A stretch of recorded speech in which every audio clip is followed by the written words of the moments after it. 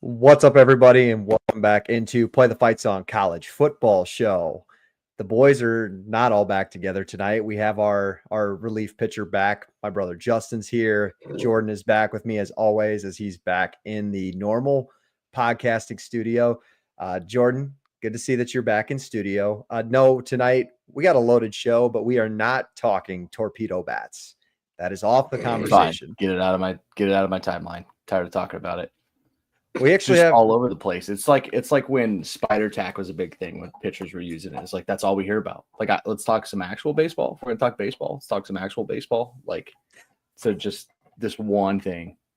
Justin just told me about what it was like literally 2 seconds before we hopped on.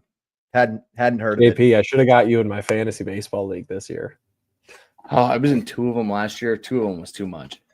That's hard to keep up with. 2 of them. 2 was a lot. Yeah. It's a daily activity. Leagues. Well, thanks for tuning into our baseball talk. We actually have a loaded show tonight. Tonight we're covering win totals. We're talking real football. We're talking schedules. We are talking projections for the 2025 season. There's some new coaching changes and coaching news that I think we need to cover. Guys, we might have to start off with some breaking news. I don't know how much breaking news it is. If you've been on the Twitterverse, Sac State filed their papers from FCS to merge to FBS. I don't know. Is that breaking news? Is that breaking news worthy? I think they're going to try to do this independent without a invitation from somebody. I think is the more newsworthy, because I know there'd been rumors that they wanted up. Yep. But it was just how are they going to do it? And the goal is what? Pac-12, right? That's where I thought they were trying to land, or are they Mountain West in this new conference landscape? I think you would hope for the Pac-12, right? Because it's going to be a revamped Mountain West. Is basically I would assume they'll be a part of that new Mountain West. That's kind of backfilling with teams. Yeah. Who's new in the Mountain West? Northern Illinois, football only. Yep, and big Mountain West school. UTEP, that was the other one, right? Yep. You got me. I cannot remember for the life of me. That's like we're just trying to tune up on our spring stuff. I think our audience is kind of wondering the same thing. Like they kind of forgot who was involved in that. Oh yeah, it was Schefter and Doug Gottlieb that were in that argument on Twitter about Sac State. When was it? Schefter reported that Sac State has like over $100 million in NIL waiting for him or something like that. You remember that? Yeah, that was an odd thing to just throw out there one day. Be like, hey, by the way, they're gonna have $100,000 payroll for their sports. So I'm thinking, like, goodness gracious, you imagine that kind of money? I think they're ready to pay up. I don't know. More than Texas, Sac State. Yeah, look out for the Hornets. The Hornets, right? Did I get that right? Okay. I was double checking my FCS mascots. Okay. Good news. Good breaking news to start the show. Appreciate you guys tuning in tonight. Before we get into all that, make sure to like the video, subscribe to the channel. Got good stuff coming our way. As always, check out our partners at shopnorivals.com. No Rivals, the best hats in all of collegiate sports. Check them out. They got brands releasing new teams each and every single day. If you don't see your team, go to the teams tab, request a new team, and No Rivals has done their due diligence of getting everybody all the cool stuff and all the best hats in collegiate sports. So go check those guys out. Use the code PTFS at checkout for free shipping. Boys, we always start it. We got to start our off-season question of the episode, just like we normally do. And I don't know if this might be a trick question or not, but I need to ask it. True or false? You have to be an alumni for the team that which you cheer for. Jordan? I wrote down the answer is no. That's obvious. And then I wrote down it's probably the laziest take in all sports. I feel like the people that say it are either ones that don't pay attention to their schools that much. They live in pro sports, cities, states, whatnot, and then every once in a while they'll bounce back to their college fandom. Or it's people who legit just think they can gatekeep things because they paid a lot of money to a school that doesn't give a shit about them. If we're being honest, if you're a run-of-the-mill student, some of those big schools, you're a number on a page and that kind of thing. It's just kind of a lazy take, and it's a troll job. It's one of the two. It is a lazy take. Yeah, it's a very lazy take. Justin, I'll get your when did it opinion become cool to start gatekeeping fan bases? Is it because like these teams are getting a bunch of hate from other fan bases, so they're just lashing out, or where? I don't even know where these takes started, but they suck. I don't know. I feel like the people I see, it's like usually like people who are fans of bigger schools and brands, right? So like your Texas people who are Texas fans or Ohio State fans or USC fans or Notre Dame. Notre Dame's a big one. People love to talk about Notre Dame fans and who that really is, that makeup is. But I feel like that's where it comes from, is those bigger fan bases and other ones just trying to get shots in at it, or people who think they are entitled to cooler things and being seen as the best fan of this school because they also went to school there. Yeah, is it just fan? Yeah, I don't know. Is it more gatekeeping or is it more like more haters, like haters of like the Notre Dames and the Texases, and the only thing you can really say to them is like, "Oh, you didn't even go to your school." I don't know. It just seems dumb. The only time it feels valid to me is like when we're talking about Iowa fans. I was gonna say Iowa State fans love to tell people that, like Iowa. They do. It is a popular joke, and it is funny because Iowa City sucks. But that's not really the point of the joke. I went to Iowa State, obviously, been touched on a couple times, but I don't know. Maybe 50% of the students actually care about the sports, and then 50% of that 50% is actually invested.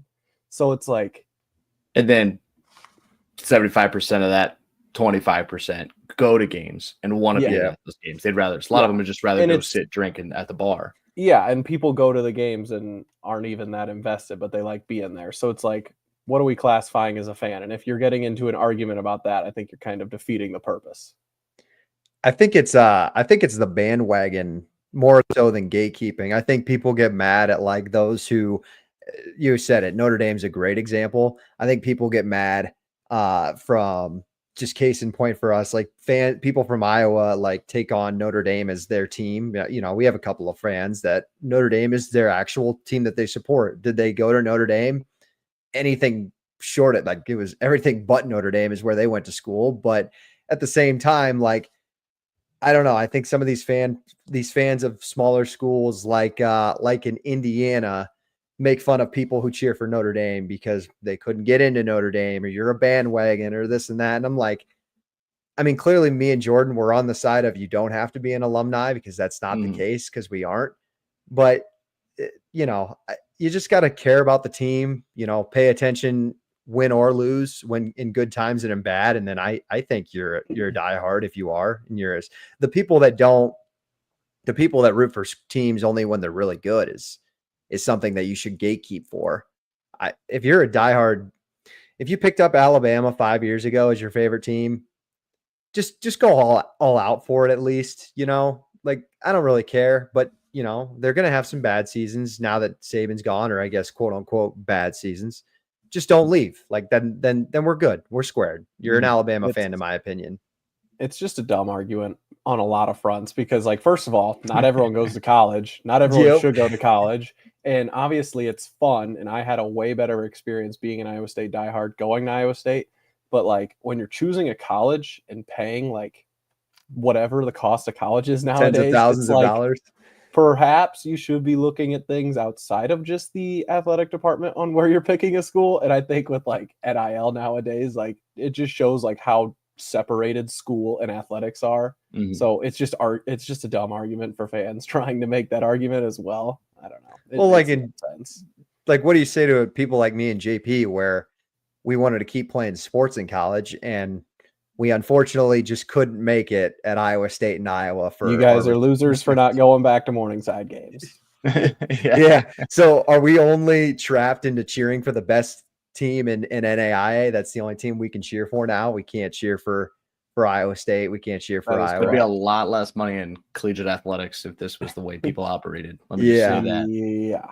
But this argument has come up more often than in like recent history. Like this has come up pretty often. Social media world. Yeah. I feel like, yeah, probably since social media started getting a boom after COVID. I feel like I saw a lot on TikTok about it.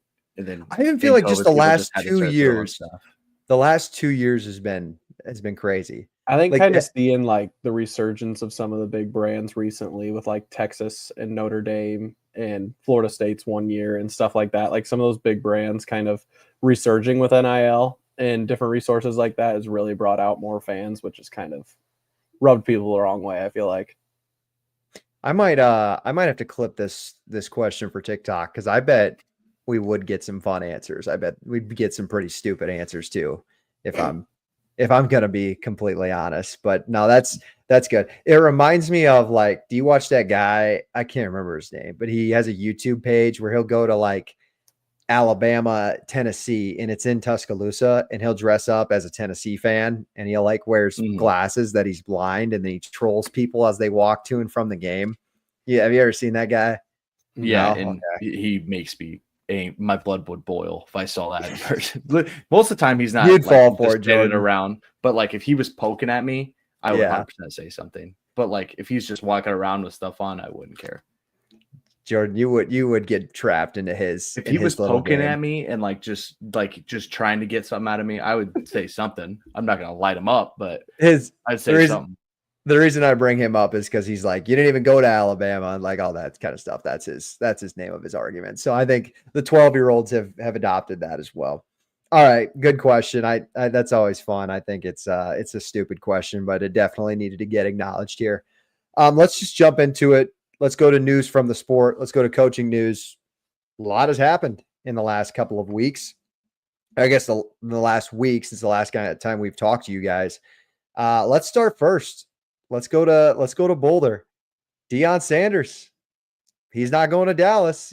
I think he's going to be around for a while. 5 years, $54 million contract extension for Coach Prime, making him the top 10 highest paid coaches in college football for he's brought Colorado back to at least relevant in the Big 12. I'll say that, and I'll try to keep it nice. Jordan, what is your first thoughts when you saw this contract extension for Coach Prime? Yeah, my first thoughts, I had a couple of things, right? You got to pay coaches to keep them this day and age, especially if you're in the Big 12. Yep. Especially if your name is Colorado, because I feel like Colorado's a job you get poached within the Big 12 even. And then anytime success happens, you got to pay more money to keep success happening. So it's kind of like those three things kind of all merging together. And, like if they want to pay him that, he's worth that to them. And I think he's worth that to them, not just on the field and results, but what he's done for that brand and that university. So I'm thinking kind of on the outside looking in, I'm like, that's probably a good investment for them if they can continue to just stay in the limelight and, stay, let's be honest, like stay in the top half of the Big 12. That keeps them relevant on the field.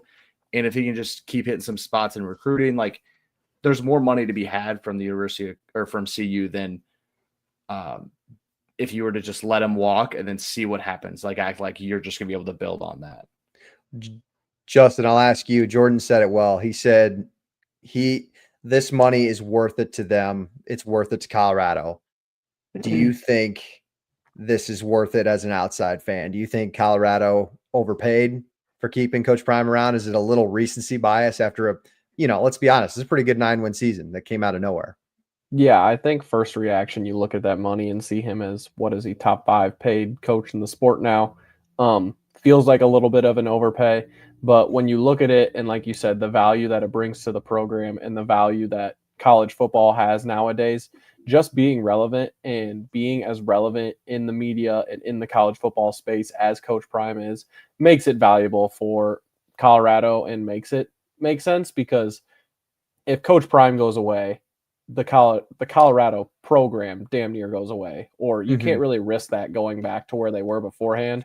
And if that's the case with college football nowadays, like they need the money, they need the relevancy, they need the fans interested, they need the boosters interested. So it makes sense to me. And I mean, no one really thinks Colorado is going to continue to be like a 9-10 win team every year, but the growth that Prime showed from every year of where he's came from to where he is now, I mean, there's you can't really dismiss that, is what I'm saying. He's gone from what, 4 wins, 6 wins, 9 wins, something like that.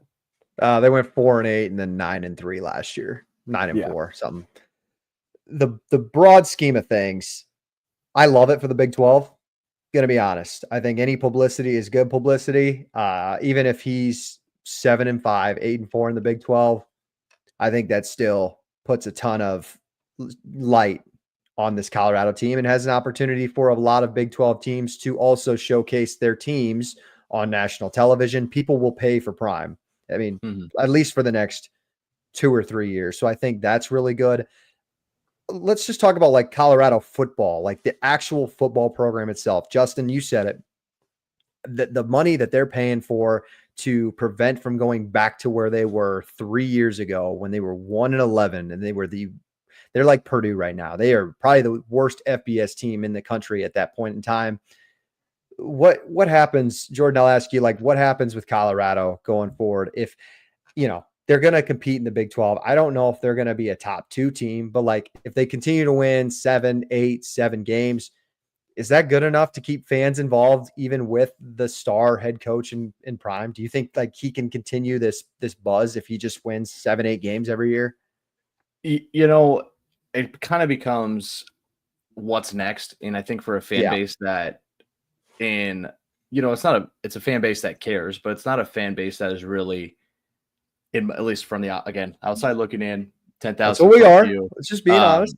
It's not a fan base that I feel like is just itching for people to be fired and just like all the time, just like begging, doing all these things, super diehard in some spots. Like I feel like they're more likely to give in and live the Colorado life in the mountains of all that stuff. Kind of like not as bad as like a USC or UCLA fan base might be, but it has some life to it when there's something to have some life about. But if you keep going 7-5, 8-4 for the next 5 years, man, I think you just ride it out. I don't think you can start acting like you're bigger than that now, because in the Big 12, like it feels like you're a year away from going 11-1, or you're a year away from going 1-11. And if you're going to get 7-8, 7-8, 7-8, yeah, you would like to see a playoff berth in there or a conference title appearance, something like that. But you can't just sit there and act like you're bigger than what you are when you have the history as a football program that you do. And let's call it recent history since the modern day of college football. So going back to when they joined the Pac-12, one conference title berth, I believe. Yeah. And then 2018, was that 2016? Quite a few bad seasons. And so it's like, know where you came from, know what the program is and what it is now. If you want to keep winning, it takes more money. If it's not Deion for 7 and 8 wins, it's going to cost even more money than what you're getting now, because it's not a place of resources that a coach is going to be, biting at the bit to get after. It's funny because, Justin, I think we kind of see this firsthand. And Iowa State, we know it's recent history before Matt Campbell and what it is, but the fans have a different attitude with their program now when you sniffed a little bit of success. And I think Colorado fans sniffed some success last year. And especially when you're in a league like the Big 12, when you just don't automatically say, well, we got to compete with Ohio State or Texas or Alabama every year. No, the Big 12 is usually up for grabs. Like you kind of, I hear what Jordan's saying, and I think Colorado fans should be good with 7 or 8 wins. But part of me sees if this doesn't get to 10 wins or a conference championship in the next 3 or 4 years, I do think people are going to start to voice their opinions in Boulder. I don't think Boulder or Colorado fans will themselves. I definitely think Prime leaves before he's asked to leave. I think that's where this contract comes from, because you don't give him $10 million for 1 9-win season. I mean, he's one of the highest paid coaches now in college football. Clearly, they recognize and value him more than a lot of other teams would, because if Coach Prime just hit the market, I mean, what other team's paying him $10 million? It's not. It's not many. And Cowboys. He's such a showman and such a media attraction that it gives the fans hope. So even if they're on paper not that good or don't end up cracking into the top level of like the Big 12, when you've got Dion there, he's going to sell that you are, and they're always going to think that they are, and they're going to be talked about like they're in the top level of the Big 12. And that inherently brings value, brings people into the stadium, brings interest, where like Iowa State, even though we've got Matt Campbell, who I think is probably a better football coach than Deion Sanders, no one really thinks we could win the Big 12 next year, but no one's like, oh, we're going to go and just like steamroll the Big 12, where I feel like the confidence that Coach Prime brings to his team and his fan base is kind of the other way around, where like people are actually going to talk about Colorado maybe going and winning the Big 12 this year. Yeah, I think they absolutely think they can. But we'll leave that up to them. That's what keeps fans invested. That's what keeps people interested, and that's where the money comes from. So it's also what breaks fans' hearts and pisses them off and want more. Right. Absolutely. It's the hope that kills you. I think we'll touch on Colorado in a bit in our over-under wins segment. So we'll kind of put a bow on that. That's good stuff. He thinks like he's not the one that wrote it down. Yeah, it's just we'll get there, Jordan. I'll let you know. Maybe a little teaser for later. But we have one more coaching change that we have to address. This one hits a little home for me and maybe Justin as well. Frank Reich has become the 1-year interim head coach, the 36th head coach in school history at Stanford. He joins his friend, his former player, Andrew Luck, the GM. Now boss, goes out and makes this hire. I don't know. I can share my first initial thought. Go ahead. I think I posted this on Twitter the other day. I said, show this picture to a Colts fan in 2016 and you thought we'd be living in a different dimension or an alternate universe. Because to be honest, this just seems surreal. I love Frank Reich as a person. I was very vocal about him leaving Indianapolis, and I didn't think it works. When he goes on the podium and he says he develops character of men and all that good stuff, I 100% agree with him because I do think he has that much character. But if it's anything like the NFL, in-game situations, late minute, game decisions, Stanford could be in trouble here. And I know it's a 1 year, put a Band-Aid on it, try to just teach these guys from an old pro. I get it. I just wonder what's in it for Reich. Like, does he really want to be Stanford's head coach? Does he want to stay in college? Does he just want to try to get back to the NFL? Like, what do you guys think? I love how you let it off with like he's a good person. He is. He genuinely is. It's like when highly regarded. Your buddies are trying to get you to talk to some chick and you're not really into her. You're like, he's so nice. She's so nice. Yeah. It's like, and it goes both ways. Like I'm sure, girls on the other end, they're like, he's so nice. And you just instantly know you're not going to be into this human, For me, what does this really mean? How do you recruit to this? How are you now like? That's what I was thinking. Hey, it's hard to get transfers already. At Stanford, Steve talked about this quite a bit on SV Pod, like, and that because that's his school, that's his program, right? And to see it from the inside and kind of his thoughts, like it made sense, I guess, to put somebody in place that can keep a ship going in the right direction. But were you not confident on anybody in that staff to do so? Because at least you could try and recruit to the staff and work that way. Because if a new coach comes in, they'll retain some of that. But I guess you're first on the market looking for a guy. Yeah. I think the pitch is the pitch in my eyes. It's we brought an NFL head coach in here. He knows what it takes to get to the NFL because we all know every Power 4 Division I football player thinks he can make it to the NFL. So this is a guy who can teach you how to get there. I think that's what they went for, personally. For what they're trying to do and just, like you said, put a Band-Aid on it. I mean, it makes sense, but that doesn't mean it's going to work. Like, how bleak of a situation can you be that, like, he's only going to be there for 1 year? You started the real expectation. How do you, just like we talked about how Dion just got paid $10 million to sell a future, like what kind of future is Stanford selling here? I kind of think that this looks, and it's Stanford, and I understand that that's not why the hire was made or whatnot, but it kind of feels like you're mailing it in for 25. Like, let's prep for 26. For sure. We have to stay, we deserve to try and have a great season. We're going to try and do that the best we can. We're going to try and keep some pieces on the roster, but we're ready for 26. Because even for the players, like say you're a junior or you're a freshman or a sophomore there and you're a Stanford guy, so you're not trying to take off or you're not good enough to hit the portal. Looking at it from like an X and O standpoint, like what kind of offense are you installing? You're just installing a 1-year offense. Like you can't even build a future with that where you're trying to like build a system, get guys familiar with a system when it's all just a rental for 1 year when I don't know. Maybe there's some value there where everyone thinks they're going to be terrible and you maybe get like 3-4 wins out of this team, which might be an over for their win total, but it just makes me really concerned when you don't have much to build towards. 4 would be a cash in your over/under win total. They Gotta just lost that ACC schedule. They just lost their best defensive player to the portal. He's the top 10 right now in the recruiting rankings. Defensive end. He's going to be a stud. I think they lost a legit dude. He's going to get paid. Yeah, and we already know they lost Daniels to Auburn this year. He transferred in the winter, so now you're looking for a new quarterback. I think they've got pretty sure they got a 4-star freshman they might roll out. I thought that's what I heard. But we'll have to wait and see. I don't know.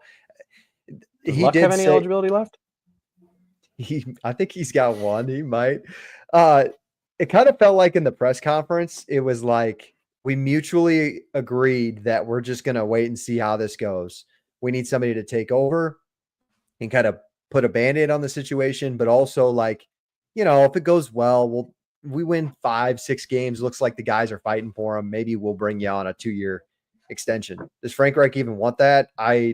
Honestly, I think he'd probably take it.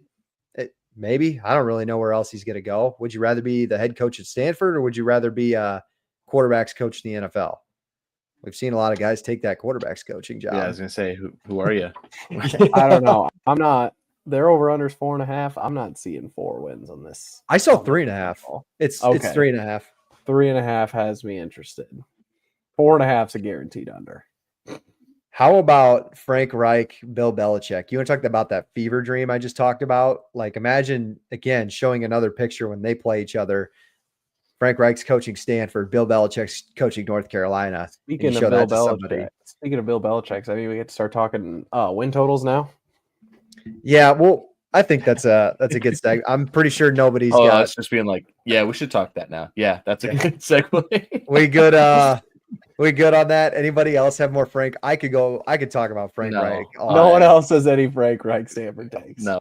Yeah, I just I don't know. Yeah, I'll save that. I'll save that for when we start an NFL podcast. I'll save my thoughts for that.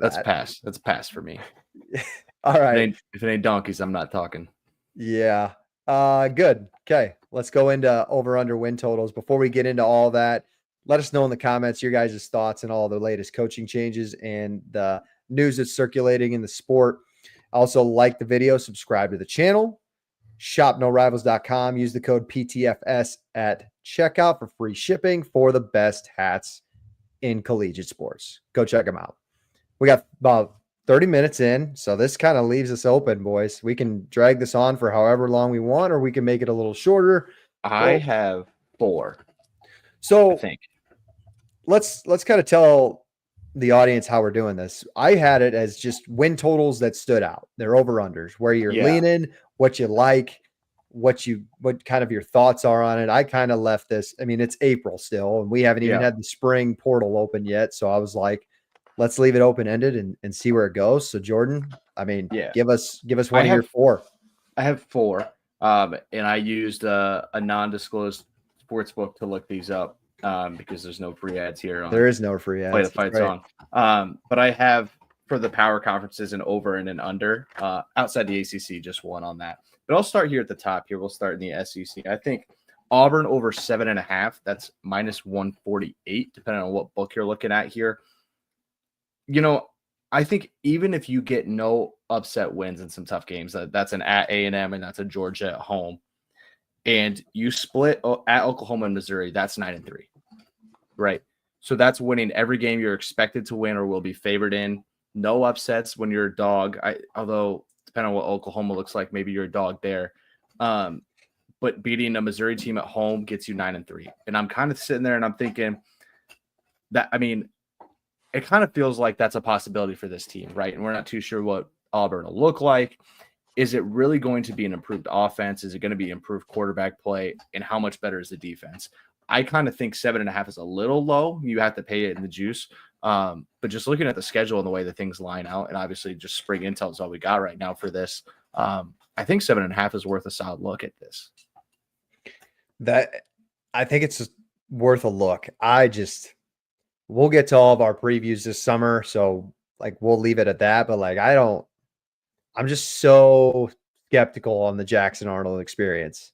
I did see we did want to give GA a shout out in the comments. He's got two separate compliments on his No Rivals hats. We're not lying to you when we say they're the best hats in the game. But with Jackson Arnold, like he just had an ability to just held on to the damn ball too long last year. I think they lost Jarquez Hunter, so you got to fill a running back spot there. They do have a loaded receiver room. Like Cam Coleman's back. He's the most under talked about freshman from last year with Jeremiah Smith and Ryan Williams. He can be really, really good again, but it starts with the quarterback for me. And I don't know, we're going to have to wait and see. We're going to really see how good of a coach Hugh Freeze is. Like, is he really worth the money he is paid? I think that's what it comes down to. Cause I think they have enough talent. Justin, Any more thoughts on Auburn? It was one that I want to take the over on, but I just couldn't pull myself to do it just yet. The turnover issue with Jackson Arnold's the biggest thing that slows me down. Auburn was shooting themselves in the foot all year last year. That was obviously their biggest issue, was turnovers and mental mistakes. And I just have a hard time seeing, just for the change of scenery, that kind of changing for Arnold. It gives me a little bit of hesitation, while I do think he does have more talent than the quarterbacks that Auburn had there last year. How many wins did they have last year? 5? 5. They're one of the only ones to miss a bowl game. I just have a hard time seeing them make a full 3-game jump when I think the conference as a whole is the SEC. I don't see getting any worse. I almost feel like it's going to be better, especially with the rest of the teams that kind of improving at quarterback play and being more accustomed to each other, being at that like 16-team conference they are now. Okay. Good point. Justin, you have one. I do. I know. Which one do I want to start with here? Can somebody, we'll start with this one. Can somebody talk me out of taking North Carolina over 7.5 wins? Yes. Let me pull up the schedule and I'll help you out. Yeah, I could talk you out of it. I love the schedule. Because I think the floor for the team is probably 3 or 4 wins. Like, I mean, the floor feels low. It could be an absolute home run. But I mean, just like basing it off, like go back to the Dion situation. First year didn't go according to plan. Started off hot, but lost a lot of close games in October and November, and the wheels kind of came off. Kind of feels like the same thing could happen to North Carolina.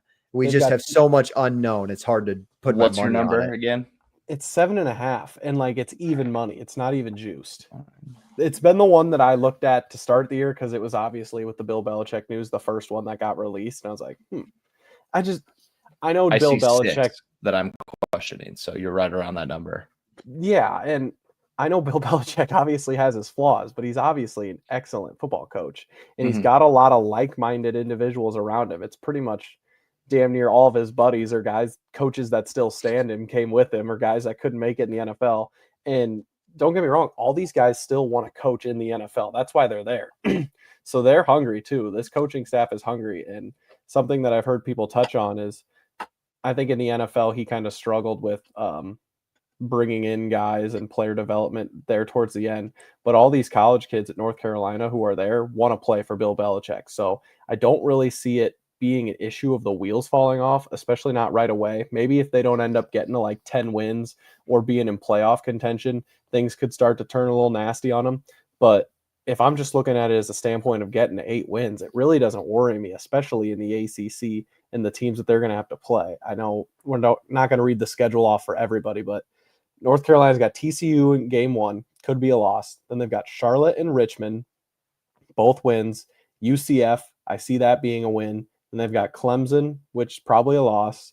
Then they've got Cal, Virginia, Syracuse, Stanford, Wake Forest, Duke, and NC State. You can't tell me they're going to lose. Like, you can't just look at one of those games and be like, they're going to lose that game outside of the Clemson game. And TCU might be the second best team on their schedule. But you have to convince me they're going to win those games too. That's- Like I can't just That's throw it true. out. That's true. But That's me.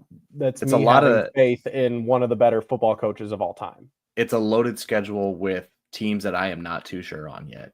Right? Syracuse, Mhm. don't know. NC Wake State, Forest is don't another know. one. Like, I don't know what these teams are going to look like. I can tell Yeah. you like what I think they're going to look like, but it's tough to do it right now in April. There's a reason I haven't bet it yet, but it's got me interested. So I are there some in here that you did bet already? I Yeah. have bet a few. Okay. I was gonna say, Justin, you are the over/under. You're the overs king. Like you're placing bets before guys are even on the team yet. I have made a few bets. All right, tell us. Do you want to go tell us first? Or you want one. me to? You tell us one. I think I talked about it when I first did. I've got Illinois over of 7.5 this year already. Hate it. I have it on here, written down Hey. here. I said We talked I wrote about down- it. Yeah, go ahead, JP. I was like, I mean, what else? I was like, basically what I said is, like, I mean, there's what else is there to say? Toughest 3 games are at Indiana, USC, and Ohio State. Okay, you get USC and Ohio State at home. You can't retain a roster like that and ride the wave that they are, pure momentum and recruiting and everything like that, and go 7-5. That was my whole thing. I was like, Yep. you can lose all 3 of your tough games and win 9 games. They beat Coach- Purdue 49-48 last year, guys. That's Like, fine. They also beat South Carolina full strength. That's They fine. brought back coach, quarterback, and looking at the schedule, I think it sets up for them to be at least 8-4. Yeah, I have over on that as well. That was my Big Ten. Okay, over. okay. That's a good segue into Number mine. 3 in returning production as well. Yep.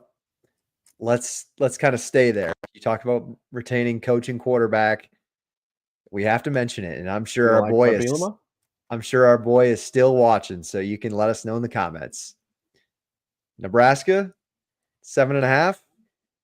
Over juiced at -122, so you get pretty decent value there. Cincinnati neutral site, Michigan, Iowa, USC, all at home. At Penn State, at Minnesota are really your only 2 tough road games. Your returning production, according to Bill Conley's SP Plus, you're like 89th in offense.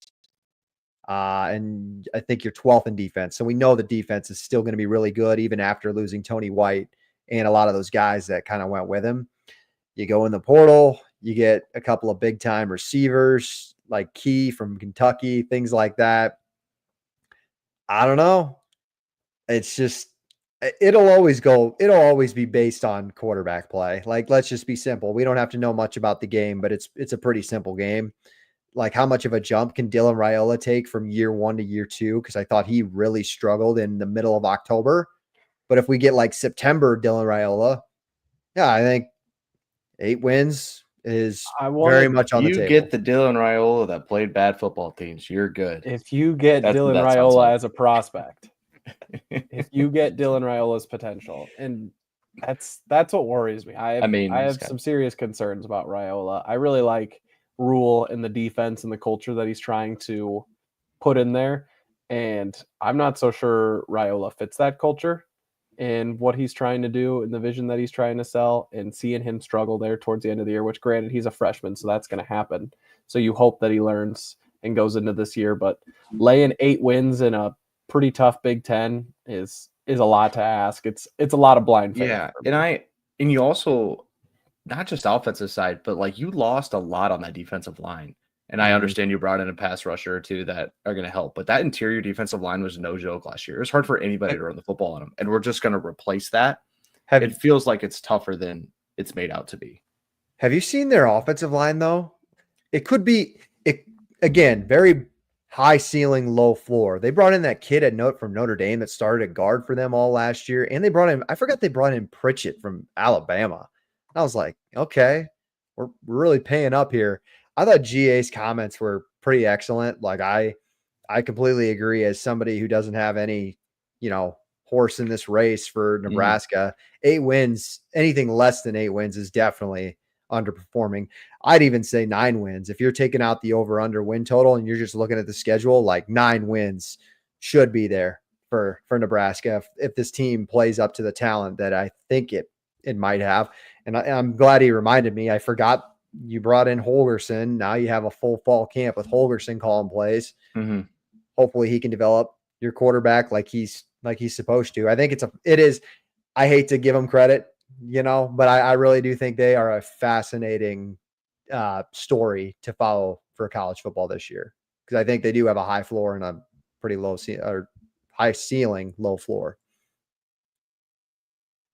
Jordan, you kind of rolled your eyes. No. I think one of my neighbors was like nailed something to the wall. It was just like, thump, trying to figure out what's going on. He was pissed. She's pissed. I'm giving Nebraska credit. I think the Nebraska thing's hard for me to not look like I'm just pissed off and like screaming at clouds at all times. Be unbiased here for about 2 seconds. Like, we need a real opinion.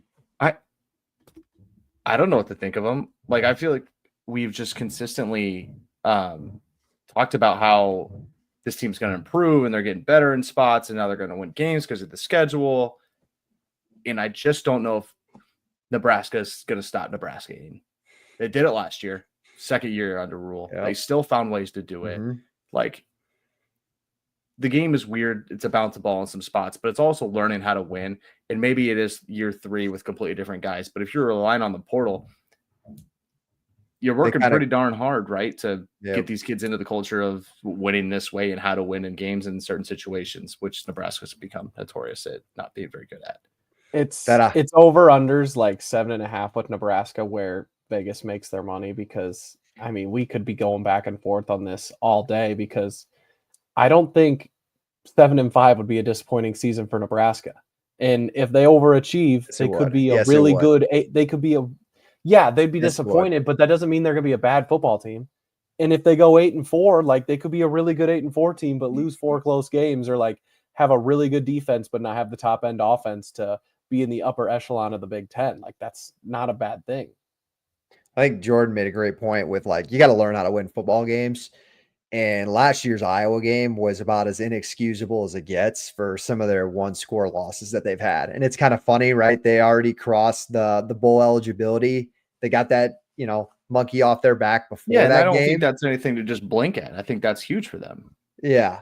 And then they go out, they get the monkey off their back, and then they still play like they had, that demon behind them with the close games in the Iowa game. I thought it was interesting. I don't know, something to keep an eye on. That's good stuff. Appreciate GA in the comments. But I think GA. we're gonna cut that. I think that's a good YouTube clip. We're gonna put that on our YouTube page. All right, next. Roasted for being an Iowa fan in that situation, but it's cool. That's fine. That's why we're here. Next one. I got a couple more. I don't know. Jordan, let's hear. This one's got us on the right side of the money here. Ole Miss under 8.5. That's plus 152 on a book. You want to talk about a team you're not really sure what to think of right now? Ole Miss. Yeah. Love that pick. You lose a quarterback that kind of is really good at this. The receiving room is going to be good. I think that they found ways in the portal to really up that. The defensive line will be solid, but I just don't know if it's going to happen again. I think the loss of Dart is bigger than what it is made out to be. The offensive line, I'm still not 100% sure on. There's not a real star in the backfield right now. The defensive secondary, I don't think is going to be very good. And we've seen what happens to teams with poor secondaries throughout college football, not just in the SEC. If you lose, let's just look at their schedule here. I wrote down like games I thought teams would lose and some toss-ups is kind of some of the notes I had. Okay. Losses, if you lose to all teams ranked on your schedule, you're already at 8-4. That's Florida, Georgia, South Carolina, LSU. I can't remember off the top of my head which ones are at home, which ones are on the road. I got them for you if you need them. Yeah, if you could rattle that off. South Carolina's at home. Florida is at home. So at least you get both of those at home. You go on the road at Georgia, but you get LSU at home. So 3 of the 4 are in Oxford, which Kentucky went to Oxford last year, didn't have any problems. So I don't know how walks into Oxford like, hey man, this place is no joke. Vaught Hemingway is cool. Grove's awesome. I don't think people are too scared to play within the building. You gotta, if you steal one in there, that gets you 9-3, but you have to go to Oklahoma. We're not sure what Oklahoma's going to be, but we've seen teams walk into Norman and really just forget how to operate. And then Tulane. Yep. We've seen Kansas State play them really close. We've played this Ole Miss team's played them before. Yep, on Pretty the tight. road. That was in New Orleans. Yep. So I just think there's too many games that I'm not too sure of, and I don't know about this really the quarterback answer, and I don't really know about the secondary. And for plus 152, if I'm looking at it, I'm like, they just lose all the games that they play somebody ranked. That's 8-4. So that's where I had Ole Miss. An argument that I've heard that's pro Ole Miss is just how good of a portal class that they had and how much success they had last year after relying on the portal. Mm-hmm. And I think that's really different because last year's team retained a lot of their key important players and a lot of their leaders from the year prior. Yeah. And the portal was kind of a supplement for them. This team really is just built solely off the portal, which gives me a lot of cause for some concern. Talking about the portal, the ones they had last year were like some of the best names that have ever entered the portal. This year, it's not those names. It's like you're saying, it's pieces that just plug and play and like put and that have to be real players and leaders on this team. Yeah, you're gonna have to hit, like we've seen multiple schools miss in the portal. LSU in the secondary, Florida State's entire class last year. You've seen, I mean, every school's got one off or two offs that they're like, we got that kid out of the portal, supposed to be something, and wasn't. You miss on more than you hit, you find yourself in a really tough spot. I'd have to go back and check the defensive line situation for them. And I know they brought in Umanliayan from Nebraska, but I think his brother, Princely, was a much better prospect going there last year. And then to get Walter Nolan, you said a couple of years ago, was massive. And I don't think there was any Walter Nolans in the portal for them to supplement that defensive line. So now I'm like, we're kind of back to the same conversation we had 2 years ago before last year's transfer class. Like, does this team really have the defensive line to compete with Georgia again? And I don't know. Their linebacking core wasn't bad last year either. I think they brought in that Arkansas kid that was pretty darn solid. Chris Paul. I knew he had an NBA name. And like, that wasn't a bad defense. Like, I'm being like, I just think the secondary is questionable, and I don't think the right things were done at this point in time to really fix it. And so it makes me question the whole situation. You got to kind of figure it out too, because you get Georgia State first, but then you have at Kentucky and then Arkansas. Like, you're an SEC play. You're an SEC play right away, though. I know they're not, those are two of the more bottom feeders of the conference, but still conference play, and you have to figure it out early. Kentucky seemed to be a problem for him last year. This is true. Now it's on the road. I'll stay in the SEC. I think this is free money. Free money. And now it's just whether or not you want to pay the juice or not. Why haven't you bought it then? Well, I'm in South Dakota, Justin. I can't bet here. You know that. How about Georgia? Over 9.5 wins and minus 160 on an undisclosed, again, no free ads, sportsbook. You got to go to this one sports book because another one I saw, it's like minus 178. So I don't know. Know your books, people. If you're not shopping, you're not winning. Yeah, know your books because I'm not giving free handouts here. This team hasn't won less than 10 regular season games since 2016. They went 8-2 in 2020. That doesn't count. Everybody knows that. Like, Ole Miss, Alabama, Texas, all at home. Okay. At Georgia Tech, at Tennessee are your toughest road games. It's a tough schedule. Don't get me wrong. It is actually a gauntlet of a schedule. But you get Texas and Alabama both at home, who both have brand new quarterbacks. Now, I understand, so do you, but Gunnar Stockton's been around a while. Like, Arch and whoever plays quarterback for Alabama is going to be less than 21 years old. Like, these are going to be two young kids going into Athens, Georgia. I don't see I don't see Georgia losing both of those games. I think they beat Ole Miss at home. We touched on that team. And you split with Alabama or Texas at home. I don't see them losing in Knoxville either. They've never really had fits with Tennessee. That's the one team they've pretty much handled since Josh. What's your worry on the boys from Atlanta, giving them a real run again? Because they seem to do it a lot. Yeah, they do. And God, it just feels like they gave so much into last year's effort where it's like, can you really do that again? That's a different look Georgia Tech team too, in some ways. It is. And it's kind of a Georgia Tech team again, where it's like, I feel like we're at the same thing. It's like, okay, we're going to have a pretty good offense. We're going to have a high flying offense. Can that team get stops? Last year, they couldn't get enough stops to beat Georgia. Plain and simple. I don't know if they can do it again. So they've won what? I think 10 in a row or something on Georgia Tech. It's now up there. It's a healthy amount. It's getting up there. I just don't see 10 or I don't see 9 wins on this schedule. It's 10 or 11 for me. And it might be, hey, who knows? Maybe it'll be undefeated. I don't know. I really like Gunnar Stockton. I'm confident in this football team and that Kirby will figure it out. I think with that schedule, asking to go undefeated is going to be a little tall task. And I think that's why they got to the number of 9.5 with where they're at, because there's a little unknown with Gunnar Stockton. But I agree. Betting on Kirby Smart and betting on these established teams is usually a pretty good idea if you can get under 10. They struggled last year, and you're still giving me 2 losses. Like, I'll take it. I don't know. I'll take it. And they were pretty banged up, it felt like, last year. And on top of I know it's not an excuse, but the suspensions too. I mean, yeah, you just take their keys away. You should win 10 games. I was going to say that the biggest thing I worry about with Georgia is the motorized vehicles. In all seriousness, their receivers are going to be 10 times better. Like the Noah Thomas kid from Texas. They have to be. Too. Zachariah Branch. I think they brought in another kid, like the Bell, not the Bell kid. What was he? Arian Smith, who dropped like every single ball for Carson Beck last year, and Gunnar Stockton in that Notre Dame playoff game. So, yeah, I'm high on the Dogs again, but it seems like I always am.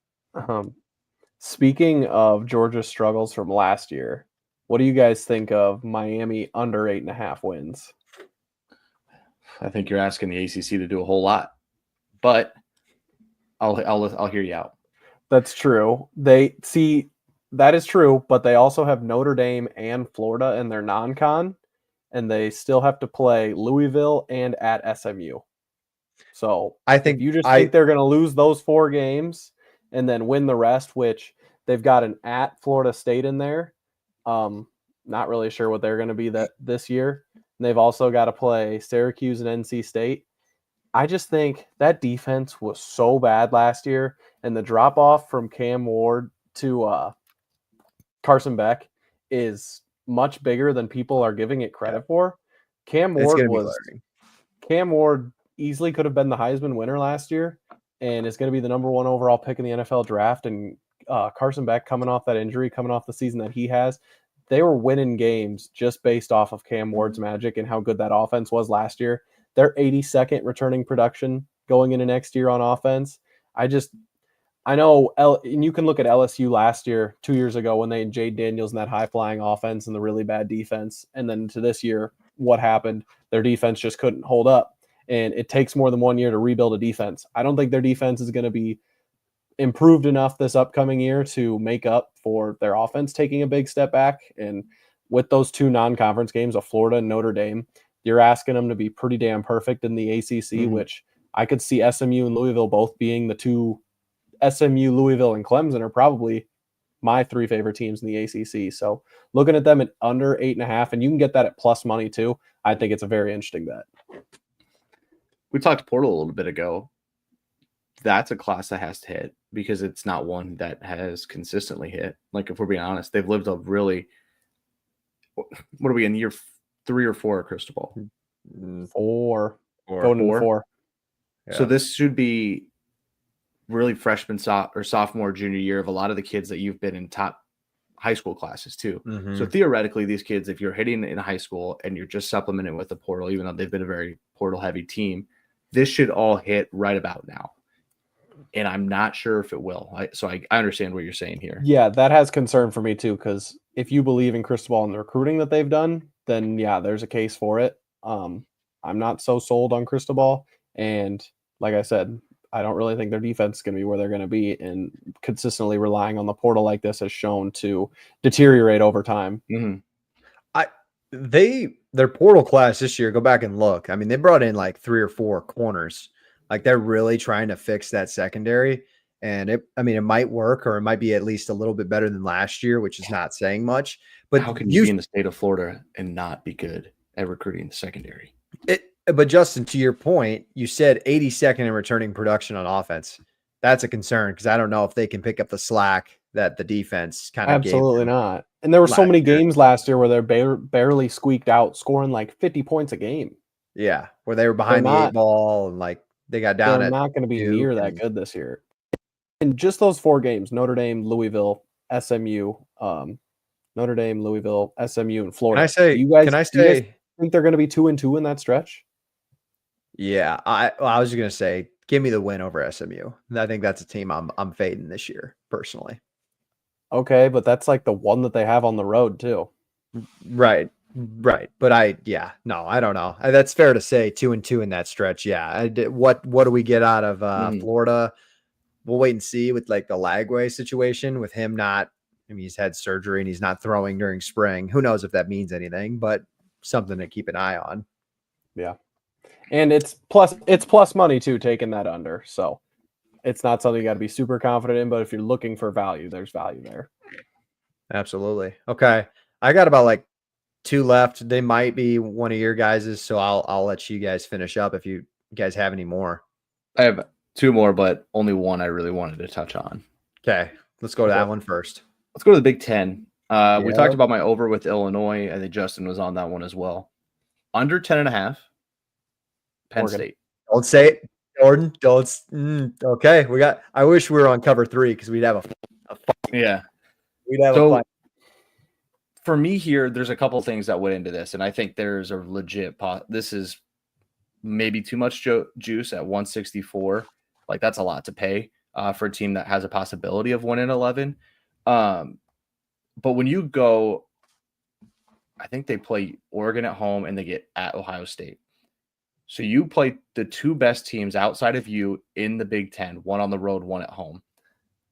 Maybe there's a world that Oregon comes into Happy Valley and just can't match the physicality.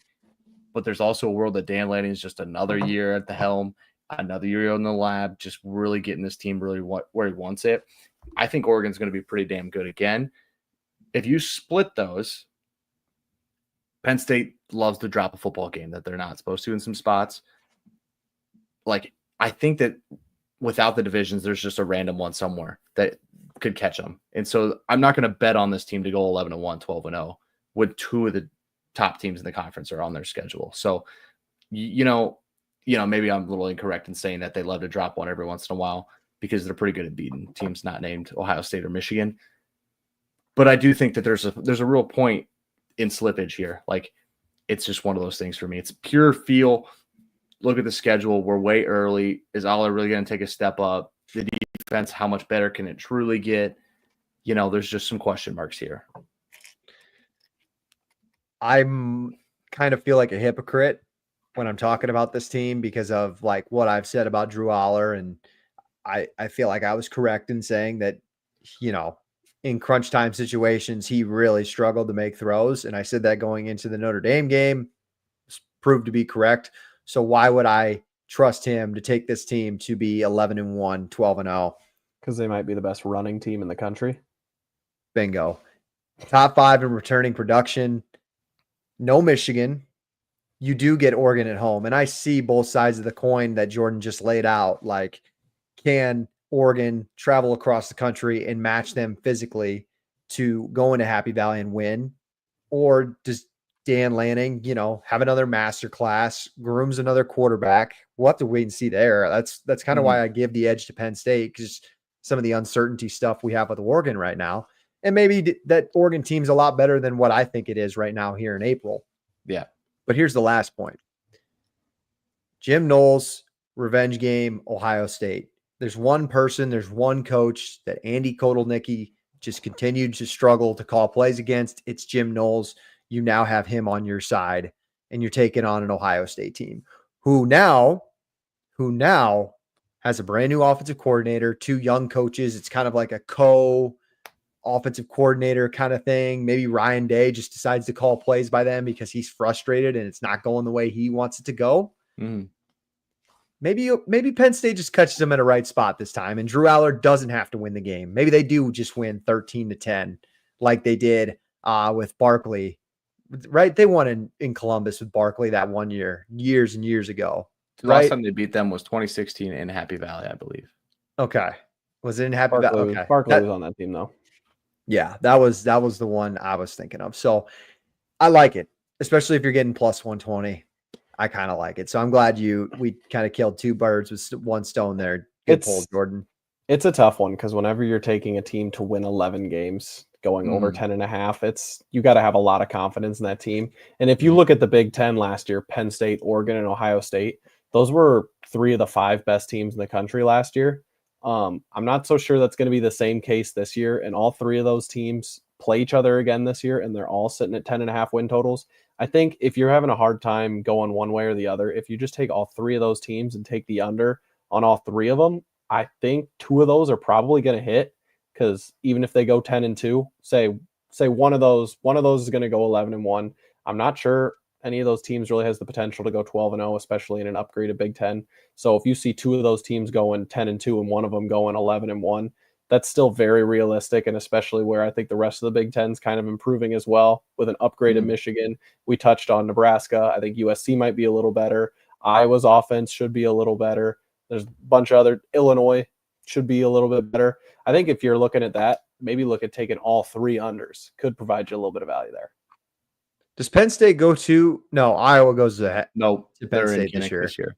They do go to. Okay, they do go to Kinnick. Okay, because the Big Ten was very much like the haves, those 3 at the top, and then like the have-nots. I think the rest of the conference is going to catch up, and there's just a lot of unknowns with teams like Oregon and Ohio State, and people don't really want to bet on Penn State to be the best team in the conference. I would have a lot of hesitation doing that as well. So I think Penn State's got the most familiarity right now, though, out of like all the teams. Like I think you know what you're going to get out of Penn State right now. Just who they got back out of. Yeah, if you ran through the Big Ten, trust that to go be the best.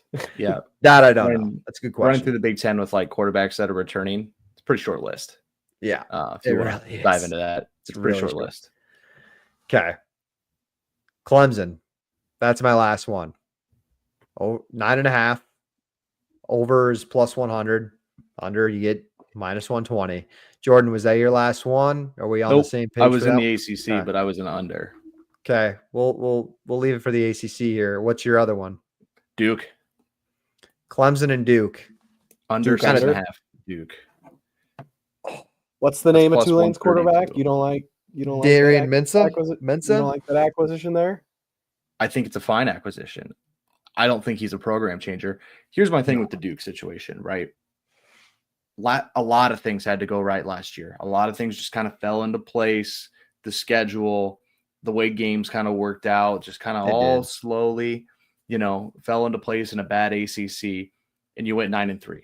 Okay, then you played some competition, beat up on a little bit. That's just kind of how it went. That's not all going to happen again. I don't think that their player retention and their just how that program is built right now is ready to continually win 8 games a year, 7-8 games a year. Too many tough games. I wrote down all 3 games. I think they lose. Illinois, at Clemson, at Tulane. There's 3 losses already. Basically, the rest of their whoa. You're guaranteeing that's return I'm writing that one down in pencil, saying at Tulane's a loss. In pencil. Yeah, I was gonna say. Come on, you're giving Summerall just the ability to be like, come on back, buddy. Come on back down here and find out. Yeah, I think they lose that one. And then the rest of the schedule is pretty much a toss-up, other than a couple bye games. Like you're just betting on teams to win coin flips that are going to be 2 to 4.5 point spreads. I just not willing to do that with Duke, and I'm getting it plus 132. I think 6 wins when you pay your quarterback that much money is going to be pretty disappointing. It's going to feel like but they're Duke football fans. I mean, what do they know? Every once in a while, somebody's pitching in money because some supporters. Well, they got money because they got a lot of rich people who went to school there. But I'm saying like the fan base itself, Yeah. Clemson. Any thoughts? 9.5. I want to take their over. I just have a hard time, just like the Penn State one. I have a hard time taking overs on these teams getting into the 10 wins when they've kind of given us reason to not trust them. But as far as guys returning, coach, quarterback, ACC schedule, like I will be surprised if they don't win 10 games. I'd be surprised if they don't win 10 as well in that conference. And you can get plus money on the over. If you can get them to win that first game, neutral site, LSU, I think you're good. South Carolina wouldn't be very interesting at the end of the year, though, if they lose that. It'd be sweaty. Yeah. You got them going undefeated in the ACC then, which is possible, but they're probably not going to. Big ask. Here, SMU's on the schedule. Do they have a Florida State and a Louisville on that schedule? Florida State, they do. I know they play Florida State. They don't play Miami. They play Louisville. They got to I know go that. at North Carolina though. At Louisville is Never going to be say never. tough. Never say never. That'd be a fun one to go to. Virginia Tech or at Georgia Tech, at North Carolina, at Louisville, at South Carolina. It's a lot of tough road games. That's a lot of A lot road of games. interesting, a lot of interesting road games. Probably why it's less money. Let's put a bow on this topic. I want to finish it with this. We're gonna run through the Big 12 over/under win totals. I did put money on over for Iowa State. Am I a homer for that? No. Let me get to where I'm going with this. It is broken down between 5.5, 6.5, 7.5, 8.5. Nobody's at 9.5. Nobody's at 4.5. It is a crapshoot. So I'll ask you guys. There are 4 teams with an over/under win total at 5.5. Who are they? Houston. Yep. West Virginia. Yep. Oklahoma State. Yep. No, that's not right. I'm thinking It is Oklahoma State. UCF. Yeah, you're Arizona. Arizona. Yep. You guys were 3 for 3, UCF. and then there's 6.5. Arizona. 6.5. Under. There are 6.5. There are 4 teams. What? Who are they? I'm ready. Under. So we have UCF. Yep. UCF is 1. Cincinnati. Yes. Colorado. Yes. Ooh. Oh, really? Yep. TCU. 4 for 4. There Come you on, go. guys. Look at you guys. It's pretty good. 7.5. We have 5 teams. Baylor. Who are they? Iowa State. Is that Iowa State's in there? Kansas. Yep. Did we say Colorado already? Yes, You they're did. 6.5. Baylor, Iowa State, Kansas, Utah, Yep. One more. BYU. Yep. 5 for 5. Bang, bang, bang. So you're 8.5s. Arizona In the State. Big 12. Yep. Texas Tech, and Kansas. Baylor. Do we say Kansas Baylor? State. No, Baylor was Baylor. 7.